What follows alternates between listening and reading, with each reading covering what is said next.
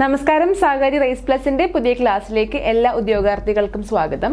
അപ്പോൾ നമ്മളിന്നൊരു പുതിയ ടോപ്പിക്കുമായിട്ട് എത്തിയേക്കുവാണ്. Topic ഹെമറ്റോളജിയാണ്. Haematology എന്ന് പറയുമ്പോൾ അറിയാമല്ലോ, ബ്ലഡിനെ പറ്റിയിട്ടാണ് സംസാരിക്കാൻ പോകുന്നത്.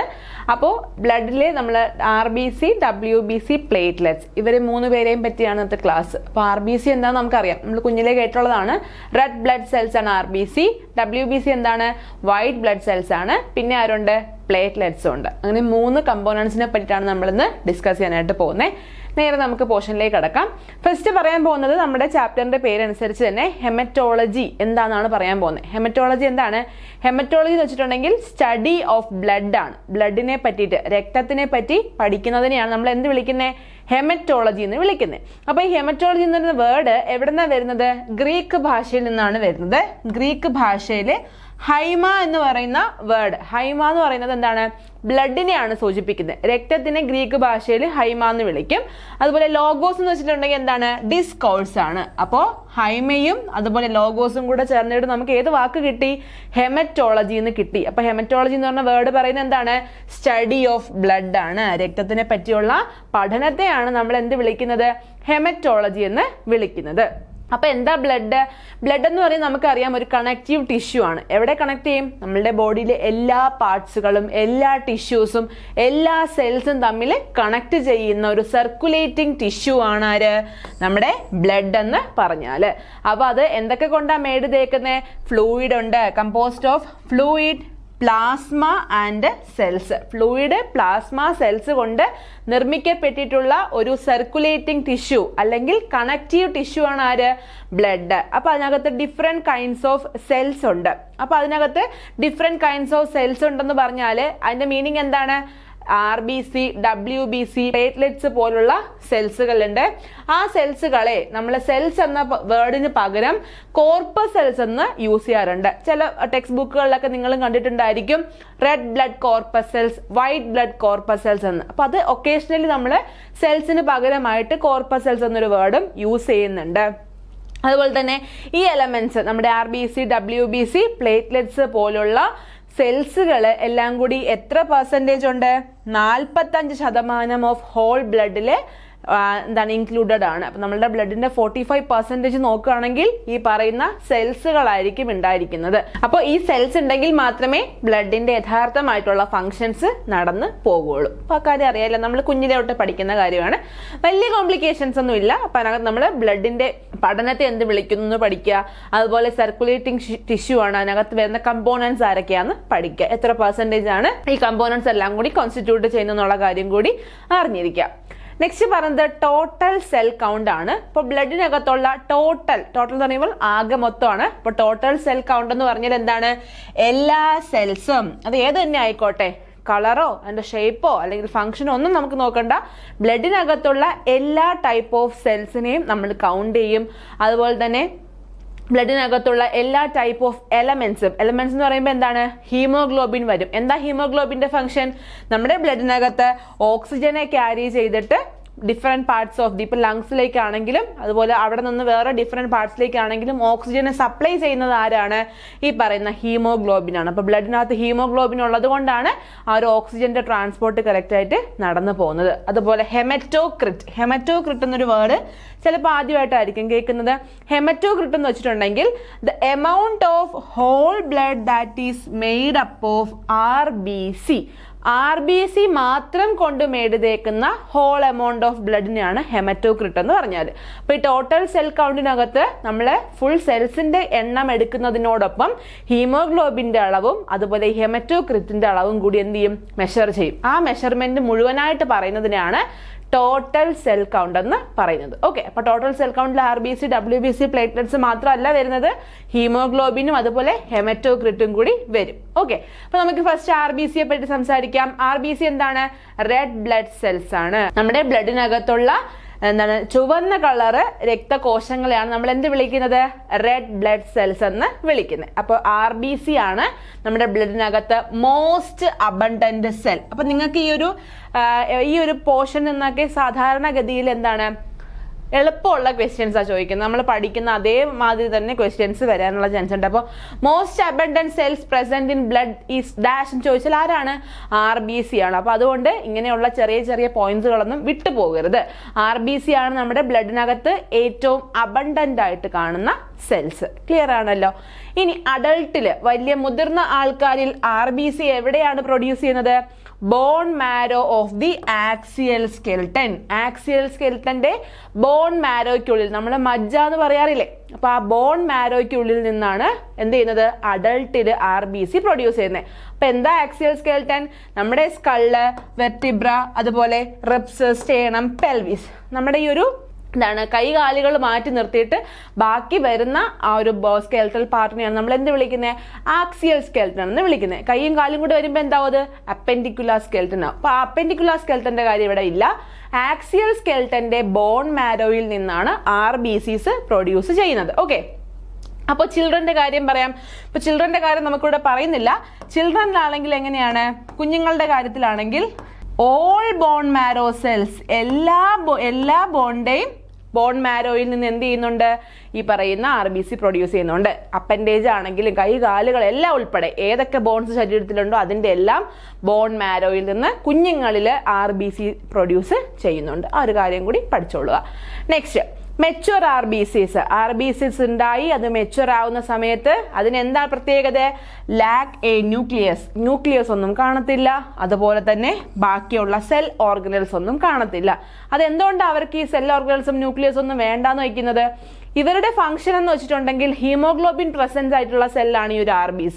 അപ്പൊ ഇവർക്ക് മാക്സിമം ഓക്സിജനെ ക്യാരി ചെയ്തുകൊണ്ട് പോകണം. ഓക്കെ, കുറച്ച് സ്ഥലമുണ്ട് അവിടെ മാത്രം ഓക്സിജൻ കയറി ഇരിക്കൂ എന്ന് പറയാൻ പറ്റത്തില്ല.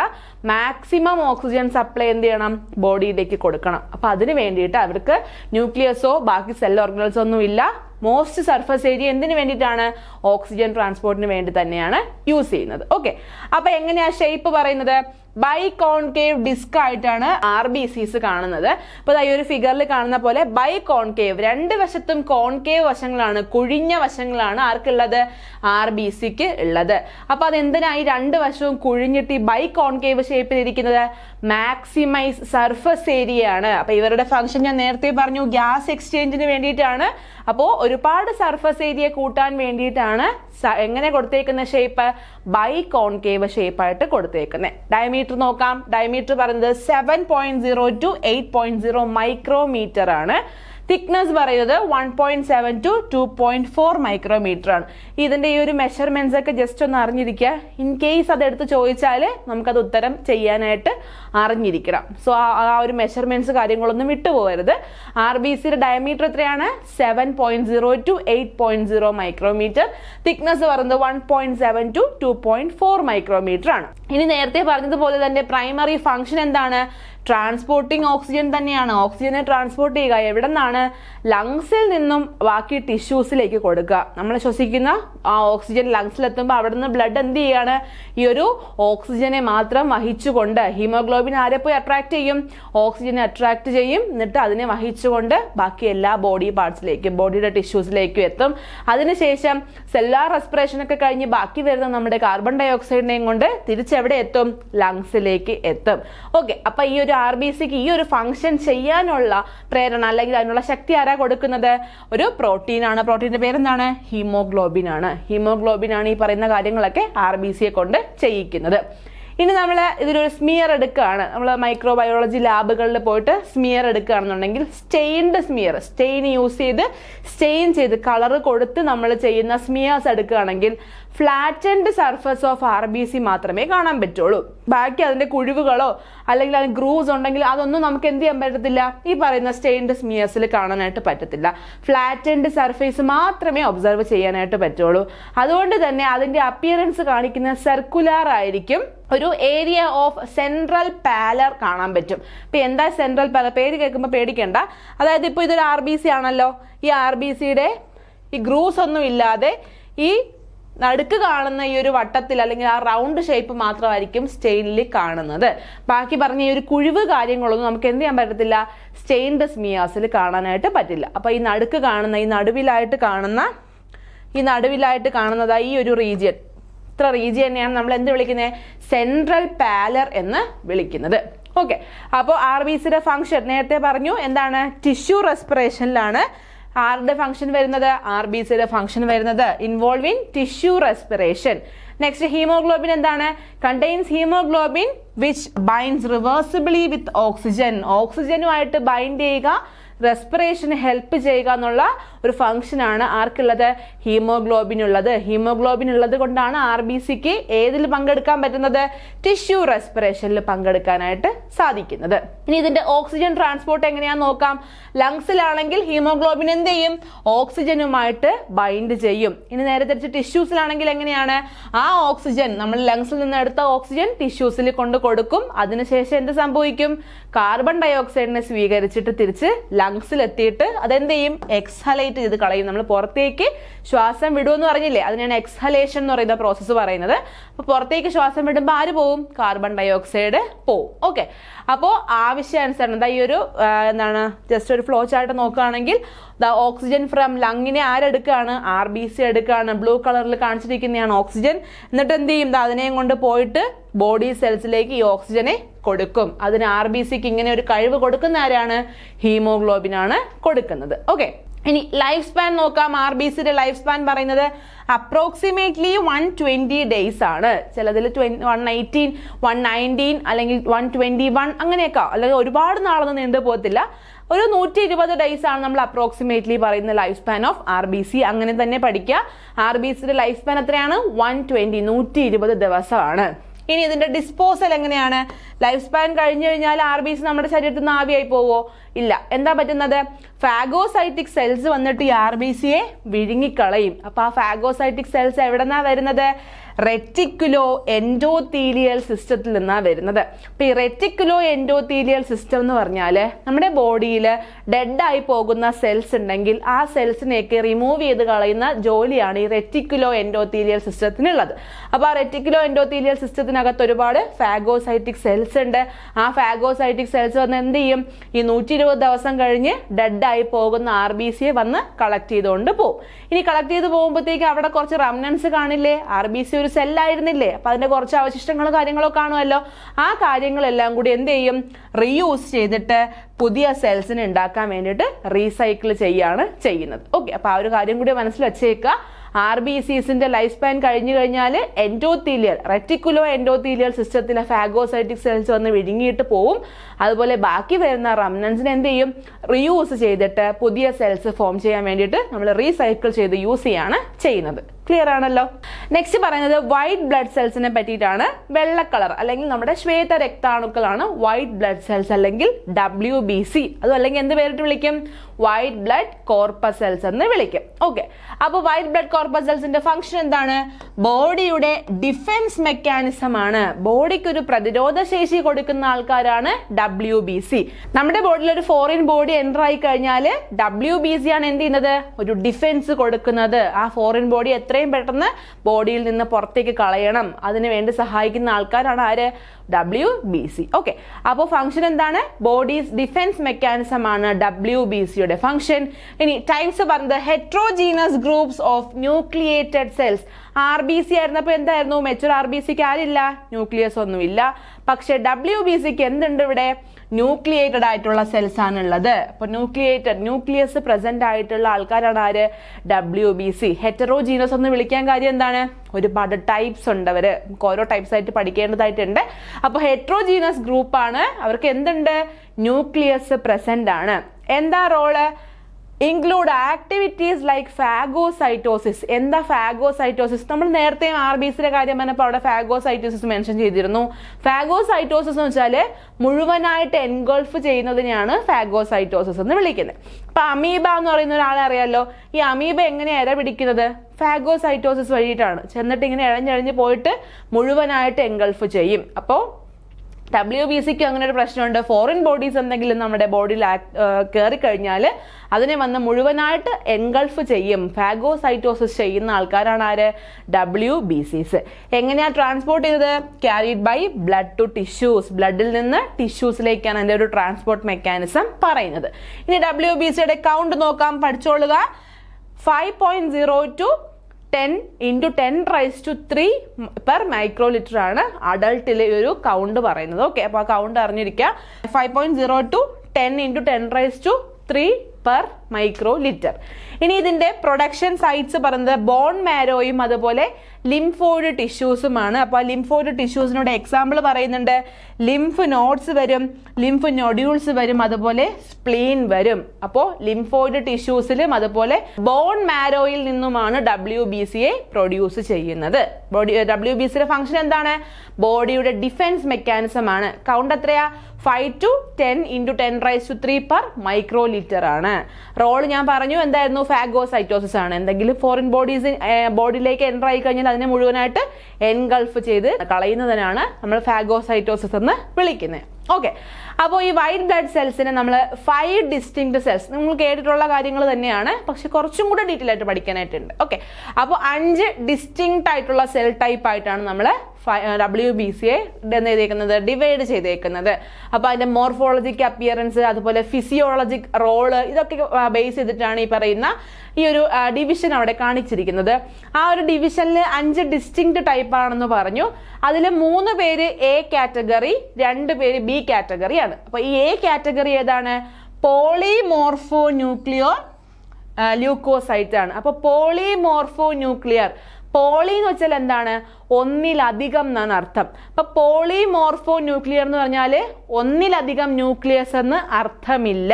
ഓക്കെ, അപ്പൊ ഒന്നിലധികം ന്യൂക്ലിയസ് എന്നല്ല അതിന്റെ അർത്ഥം. അവരുടെ ന്യൂക്ലിയസിനകത്ത് ലോബ്സ് പ്രസന്റ് ആണ്. അപ്പൊ ലോബ്സ് ഒന്നിലധികമായിട്ട് ഇരിക്കുന്നത് കൊണ്ട് നമ്മളെ മൈക്രോസ്കോപ്പിൽ കൂടെ നോക്കുമ്പോൾ ഒന്നിലധികം ന്യൂക്ലിയസ് ഉള്ളതായിട്ട് തോന്നും. ആ ഉള്ളതായിട്ട് തോന്നുന്നത് മാത്രമേ ഉള്ളൂ. ശരിക്കും അവിടെ എന്താണ്? ഒന്നിലധികം ലോബ്സ് ആണ് അവിടെ പ്രസന്റ് ആയിട്ടുള്ള. ആ ഒരു കാര്യം മറന്നു പോകരുത്. അപ്പൊ പോളിമോർഫോ ന്യൂക്ലിയർ ല്യൂക്കോസൈറ്റ്സ്, അതല്ലെങ്കിൽ നമ്മൾ ഗ്രാനുലോസൈറ്റ്സ് എന്ന് വിളിക്കും. അപ്പൊ B കാറ്റഗറി ആരാണ്? മോണോ ന്യൂക്ലിയർ ല്യൂക്കോസൈറ്റ്സ് ആണ് B കാറ്റഗറി. അപ്പൊ B കാറ്റഗറി അവിടെ നിൽക്കട്ടെ. നമുക്ക് ആദ്യം A കാറ്റഗറി നോക്കാം. പോളിമോർഫോ ന്യൂക്ലിയർ ല്യൂക്കോസൈറ്റ്സ് ആരൊക്കെയാന്ന് നോക്കാം. അല്ലെങ്കിൽ അവരുടെ വേറൊരു പേരെന്താണ്? ഗ്രാനുലോസൈറ്റ്സ് എന്നാണ് പേര്. അപ്പോൾ ഈ പോളിമോർഫോ ന്യൂക്ലിയർ ല്യൂക്കോസൈറ്റ്സിന്റെ ഫസ്റ്റ് കാറ്റഗറി ആരാണ്? ന്യൂട്രോഫിൽസ് ആണ്. കേട്ടിട്ടുണ്ടല്ലോ ന്യൂട്രോഫിൽസിനെ പറ്റിയിട്ട്. അപ്പൊ പോളിമോർഫോ ന്യൂക്ലിയറിന്റെ ആദ്യത്തെ ആള് ന്യൂട്രോഫിൽസ് ആണ്. രണ്ടാമത്തേത് ഈസ്നോഫിൽസ് ആണ്. ഈസ്നോഫിൽസിനെ പറ്റിയും കേട്ടിട്ടുണ്ടല്ലോ. നെക്സ്റ്റ് മൂന്നാമത്തേത് ബേസോഫിൽസ് ആണ്. അങ്ങനെ 3 പോളിമോർഫോ ല്യൂക്കോസൈറ്റ്സ് അല്ലെങ്കിൽ ഗ്രാനുലോസൈറ്റ്സ് ആണ് നമുക്കുള്ളത്. അപ്പൊ പോളിമോർഫോ ന്യൂക്ലിയർ ല്യൂക്കോസൈറ്റ്സ് എന്ന് വിളിക്കാൻ കാരണം എന്താണ്?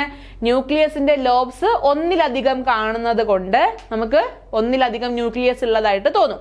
ശരിക്കും അവിടെ എത്രയേ ഉള്ളൂ? ഒരു ന്യൂക്ലിയസ് മാത്രമേ ഉള്ളൂ. ഇനി നെക്സ്റ്റ് കാറ്റഗറി ആരാണ്? മോണോ ന്യൂക്ലിയർ ല്യൂക്കോസൈറ്റ്സ് ആണ്. അപ്പൊ മോണോ ന്യൂക്ലിയർ ല്യൂക്കോസൈറ്റ്സിൽ ആരൊക്കെയാ വരുന്നത്? ലിംഫോസൈറ്റ്സും അതുപോലെ മോണോസൈറ്റ്സുമാണ് വരുന്നത്. അങ്ങനെ 5 ഡിസ്റ്റിങ്ക്ട് ടൈപ്പ് ഓഫ് WBCയെ പറ്റി പഠിക്കണം. ആരൊക്കെയാ? Neutrophil, eosinophil, basophil. പിന്നെ ആരൊക്കെയാ? ലിംഫോസൈറ്റ്സും മോണോസൈറ്റ്സ്. ക്ലിയർ ആണല്ലോ? ഓരോന്നായിട്ട് പഠിക്കാം. ഫസ്റ്റ് പറയാൻ പോകുന്നത് പോളിമോർഫോ ന്യൂക്ലിയർ ല്യൂക്കോസൈറ്റ്സിനെ പറ്റിയിട്ടാണ്. അപ്പൊ പോളിമോർഫോ ന്യൂക്ലിയർ ല്യൂക്കോസൈറ്റ്സിന്റെ പ്രത്യേകത എന്തായിരുന്നു? സിംഗിൾ ന്യൂക്ലിയസ് ആണ്, പക്ഷേ മൾട്ടിപ്പിൾ ലോബ്സ് കാണും. അതുപോലെ സൈറ്റോപ്ലാസത്തിനകത്ത് നിറച്ച് എന്തും കാണും? ഗ്രാന്യൂൾസും പ്രസന്റ് ആണ്. അതിന് വേറൊരു പേരുണ്ടെന്ന് പറഞ്ഞല്ലോ. എന്തായിരുന്നു? ഗ്രാനുലോസൈറ്റ്സ് എന്ന് വിളിക്കാറുണ്ടെന്ന് പറഞ്ഞു. അപ്പോൾ സിംഗിൾ ന്യൂക്ലിയസ് ആണ് polymorphonuclear leucocytes. Multiple lobes present ആണ്. സൈറ്റോപ്ലാസത്തിനകത്ത് നിറയെ എന്തും കാണും? ചെറിയ ഗ്രാന്യൂൾസും കാണും. അപ്പൊ അതായത് ഒരു ഫിഗർ നോക്കുമ്പോൾ കണ്ട യെല്ലോ കളറിൽ ചെറിയ ചെറിയ ഗ്രാന്യൂൾസ് ഇവിടെ പ്രസന്റ് ആയിട്ടുണ്ട്. ഓക്കെ, അതിൽ ഫസ്റ്റ് കാറ്റഗറി ആരായിരുന്നു? ന്യൂട്രോഫിൽസ് ആണ്. ന്യൂട്രോഫിൽസിന്റെ സൈസ് എത്രയാണ്? 10 to 12 മൈക്രോമീറ്റർ ഇൻ ഡയമീറ്റർ. ന്യൂട്രോഫിൽസിന്റെ ഡയമീറ്റർ നോക്കുകയാണെങ്കിൽ എത്രയാണ്? 10 to 12 മൈക്രോമീറ്റർ ആണ്. മൂവ്മെന്റ് എന്താണ്? അമീബോയിഡ് മൂവ്മെന്റ് ആണ്. അമീബോയിഡ് മൂവ്മെന്റ് എന്താണ്? ഇങ്ങനെ പോകുന്നതിനാണ് അമീബോയിഡ് മൂവ്മെന്റ് എന്ന് പറഞ്ഞത്. എന്നിട്ട് നടക്കാനോ അല്ലെങ്കിൽ ഒഴുകി പോകാനോ പറ്റത്തില്ല. ഒരിടത്തുനിന്ന് അങ്ങോട്ട് നീങ്ങും, അവിടെ നിൽക്കും, പിന്നെ വീണ്ടും നീങ്ങും, അവിടെ നിൽക്കും. അങ്ങനെയുള്ള മൂവ്മെന്റിനെയാണ് അമീബോയിഡ് മൂവ്മെന്റ് എന്ന് വിളിക്കുന്നത്. ദെൻ ന്യൂക്ലിയസിന് 2 മുതൽ 5 ലോബ്സ് പ്രസന്റ് ആണ്. നമ്മൾ സ്റ്റെയിൻ ചെയ്യുമ്പോൾ ഡൈസ് യൂസ് ചെയ്ത് സ്റ്റെയിൻ ചെയ്താൽ പർപ്പിൾ വയലറ്റ് കളറിലായിരിക്കും ആരെ കാണാൻ കഴിയുക? ന്യൂട്രോഫിൽസിനെ കാണാനായിട്ട് കഴിയുക. ഈ ഫിഗറിനകത്ത് നമുക്ക് പർപ്പിൾ കളറിൽ കാണിച്ചിരിക്കുന്നതാണ് ആര്? ന്യൂട്രോഫിൽസ്. ഇനി സൈറ്റോപ്ലാസം നോക്കുകയാണെന്നുണ്ടെങ്കിൽ ലൈറ്റ് പിങ്ക് കളർ അല്ലെങ്കിൽ പിങ്കിഷ് ഷെയ്ഡിൽ വരുന്ന ആൾക്കാരാണ് സൈറ്റോപ്ലാസം ഓഫ് ന്യൂട്രോഫിൽസ്. അതിനകത്ത് ചെറിയ ഡസ്റ്റ് ലൈക്ക് ഗ്രാന്യൂൾസ് പ്രസന്റ് ആണ്, പൊടി പിടിച്ചതുപോലെ ഗ്രാന്യൂൾസ് പ്രസന്റ് ആണ്.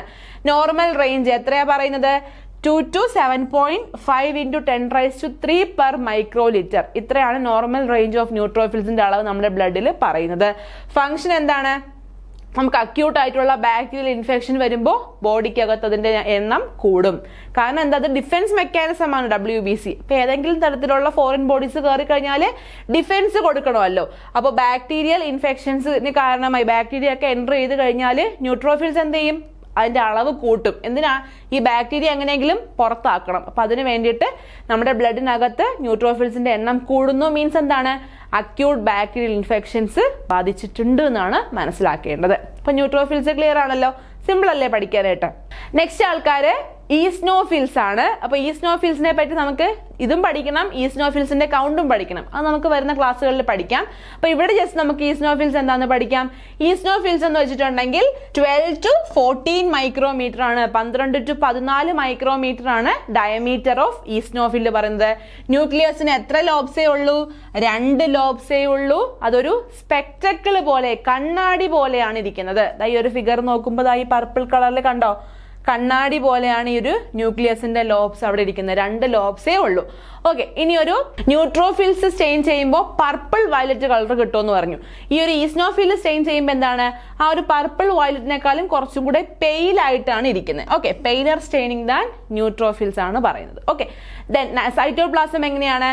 Contains large round oval orange pink granules. Okay, വലിയ രീതിയിലുള്ള ഓറഞ്ച് അല്ലെങ്കിൽ പിങ്ക് ഷെയ്ഡിലുള്ള ഗ്രാന്യൂൾസ് പ്രസന്റ് ആണ്. ഇനി ഫംഗ്ഷൻ എന്താണ്? അലർജിക് റിയാക്ഷൻ വരുമ്പോൾ അല്ലെങ്കിൽ ഹെൽമിന്തിക് റിയാക്ഷൻ ഇൻഫെക്ഷൻസ് ഒക്കെ വരുമ്പോൾ ഇതിന്റെ എണ്ണം നമ്മുടെ ബ്ലഡിനകത്ത് കൂടും. നോർമൽ റേഞ്ച് പറഞ്ഞ എത്രയാണ്? 40 to 400 per microliter ആണ്. ചില ടെക്സ്റ്റ് ബുക്കുകളിൽ 30 to 350 എന്ന് പറയുന്നുണ്ട് കേട്ടോ. അപ്പൊ ആ ഒരു കാര്യം കൂടി അറിഞ്ഞിരിക്കുക. 30 to 350 per microliter എന്നൊരു അളവ് കൂടി ചില ടെക്സ്റ്റ് ബുക്കുകളിൽ കാണുന്നുണ്ട്. ചിലതിൽ 40 to 400 per microliter ആണ് കാണുന്നത്. ഇപ്പൊ തന്നിരിക്കുന്ന ഓപ്ഷനിൽ 40 to 400 ആണുള്ളതെങ്കിൽ അത് കൊടുക്കുക, 30 to 350 ആണുള്ളെങ്കിൽ അത് കൊടുക്കുക. ഇത് രണ്ടും ഉണ്ടെങ്കിൽ നമുക്ക് നമ്മുടെ ടെക്സ്റ്റുകളിൽ പഠിക്കാനുള്ളത് 40 to 400 ആണ്, അത് കൊടുക്കാം കേട്ടോ. അപ്പോൾ normal range 40 to 400 per microliter ആണ്, അല്ലെങ്കിൽ 30 to 350 per microliter ആണ്. ഇനി ഈസ്നോഫീലിയ എന്ന് പറയുന്ന ഒരു കണ്ടീഷൻ എല്ലാവരും കേട്ടിട്ടുണ്ടായിരിക്കുമല്ലോ. ചില ആൾക്കാർ പറയാറുണ്ട് രാവിലെ എണീറ്റ് ഉടനെ അങ്ങ് തുമ്മലാണ്, എനിക്ക് ഈസ്നോഫീലിയ ഉണ്ടെന്നാണ് പറയുന്നത് അല്ലേ.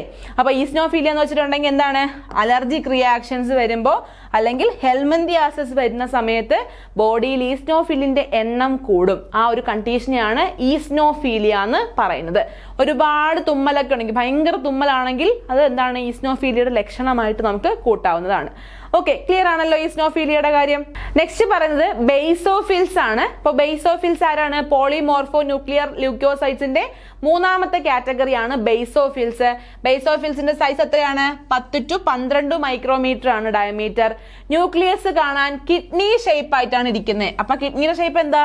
കിഡ്നി ബീൻ ഷേപ്ഡ് ആണ്. ഓക്കെ, അപ്പൊ ആ ഒരു കാര്യം കൂടി ഓർമ്മിച്ചിരിക്കുക. ബീൻ ഷേപ്പിൽ കാണുന്നത്, കിഡ്നിയുടെ ഷേപ്പ് എന്ന് പറഞ്ഞുകൊണ്ടാണ് ഈ ബീൻ ഷേപ്പ് ഞാൻ ഇവിടെ എഴുതിയത്. ബീൻ ഷേപ്പ് അല്ലെങ്കിൽ കിഡ്നി ഷേപ്പിൽ കാണുന്ന ന്യൂക്ലിയസ് ഉള്ള ആളാണ് ആര്? ബേസോഫിൽസ്. അതെങ്ങനെ കാണാം? ഡീപ്പ് അല്ലെങ്കിൽ പർപ്പിൾ ബ്ലൂ ഗ്രാന്യൂൾസ് കാണാനായിട്ട് സാധിക്കും. ഇനി സൈറ്റോപ്ലാസം പറയുന്നത് എന്താണ്? Contains granules. ഓഫ് കോഴ്സ് നമുക്കറിയാം ഗ്രാനുലോസൈറ്റ്സ് ഒരു പേരുള്ളത് കൊണ്ട് തന്നെ ഗ്രാന്യൂൾസ് പ്രസന്റ് ആയിരിക്കും. ആ ഗ്രാന്യൂൾസ് എന്തൊക്കെയാണ്? ഹെപ്പാരിനും അതുപോലെ ഹിസ്റ്റമിനും കണ്ടന്റ് ഉള്ള ഗ്രാന്യൂൾസ് ആണ് ആർക്കുള്ളത്? ബേസോഫിൽസിന് ഉള്ളത്. ഓക്കെ, ഫംഗ്ഷൻ എന്താണ്? Release granules at inflammation site. എവിടെയെങ്കിലും ഇൻഫ്ലമേഷൻ വന്നു കഴിഞ്ഞാൽ, ഇൻഫ്ലമേഷൻ എന്താണ്? വീക്കം ഉണ്ടാവുന്നത് അല്ലെ, ഒരു തടിപ്പ് ഉണ്ടാവുന്നത്, അങ്ങനെയൊക്കെ ഇൻഫ്ലമേഷൻ സൈറ്റ്സ് ഉണ്ടെങ്കിൽ എന്ത് ചെയ്യും? ഈ ഗ്രാന്യൂൾസിനകത്തിരിക്കുന്ന കണ്ടന്റിനെ അങ്ങോട്ടേക്ക് റിലീസ് ചെയ്ത് കൊടുക്കും. നോർമൽ റേഞ്ച് പറയുന്നത് 20 to 200 per microliter ആണ്. ഇനി ബേസോഫീലിയ എന്നൊരു കണ്ടീഷൻ ഉണ്ട്, വളരെ റെയർ ആയിട്ട് മാത്രമേ വരുള്ളൂ. പക്ഷെ chronic myeloid leukaemia, bone marrow cancer അല്ലെങ്കിൽ ബോൺ മാരോ ട്യൂമർ എന്നൊക്കെ പറയുമല്ലോ, അപ്പൊ ആ ഒരു ഡിസീസ് കണ്ടീഷൻ വന്നു കഴിഞ്ഞാൽ ബേസോഫീലിയ വരും. അതായത് ആ ഒരു സൈറ്റിലേക്ക് ഇഷ്ടം പോലെ ബേസോഫിൽസിന്റെ അകത്തുള്ള ഗ്രാന്യൂൾസിനെയൊക്കെ എന്ത് ചെയ്യും? അവര് റിലീസ് ചെയ്ത് കൊടുക്കും. അപ്പൊ ക്രോണിക് മൈലോയിഡ് ലുക്കീമിയ കണ്ടീഷൻ വന്നു കഴിഞ്ഞാൽ ഒരുപാട് ബേസോഫീലിയയുടെ എണ്ണം കൂടുതലായിരിക്കും. റെയർ ആണ്, പക്ഷെ അങ്ങനെ ഒരു കണ്ടീഷൻ എന്ത് ചെയ്യാം, വരാം. പോളിമോർഫോ ന്യൂക്ലിയർ ല്യൂക്കോസൈറ്റ്സിനെ പറ്റിയിട്ട് കാര്യങ്ങൾ ആ ഒരു 3 പേര് ആരൊക്കെയാണെന്ന് അറിയാലോ. ആരൊക്കെയായിരുന്നു? Neutrophils, eosinophils, basophils. പ്രത്യേകത എന്താണ്? ഉറപ്പായിട്ടും സൈറ്റോപ്ലാസത്തിലെ ഗ്രാന്യൂൾസ് കാണും, അതുപോലെ ഡിഫൻസ് മെക്കാനിസത്തിൽ പങ്കെടുക്കുന്നവരാണ്.